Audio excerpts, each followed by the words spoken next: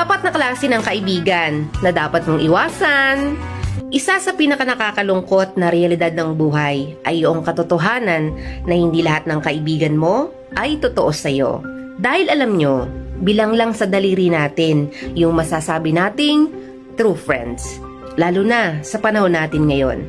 Kaya sa video na ito ay babahagi ko sa inyo ang top 4 na klase ng kaibigan na dapat mong iwasan.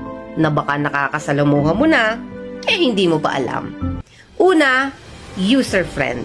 Ito yung klase ng tao na kakaibiganin ka lang kasi may kailangan siya sa'yo. Kasi alam nila na mapapakinabangan ka nila. At once na wala ka ng silbi o wala na silang makuha sa'yo, hindi ka na nila papansinin. Or end of friendship na rin. At pangalawa, fake friend. Ito naman yung klase ng tao na kunwari mabait sa'yo, pero sinisiraan ka kapag nakatalikod ka. Sila yung kunwari mabait sa'yo. They appreciate you, they like you.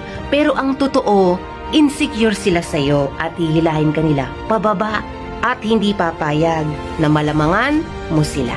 Marami niyan, nagkalat kung saan-saan.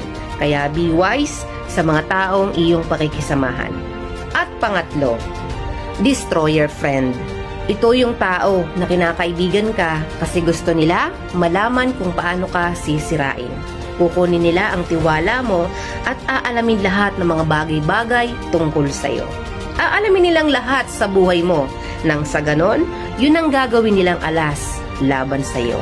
At panghuli, marites na kaibigan. Ito naman yung mga tao na kunwari concern sa'yo pero gusto lang makachismis. Gusto lang nilang updated sila sa latest chika ng buhay mo para may mapag-usapan at gawin kang topic sa iba pa niyang friends na marites din. Pero kahit na ganyan, huwag ka pa rin mapagod maging totoo at mahalin ang mga taong nakapaligid sa'yo.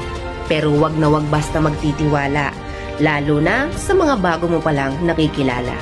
At hanggat maaari, huwag kang maging tulad nila ha, dahil angat pa rin ang totoo at walang inaapakang ibang tao. Legit yan.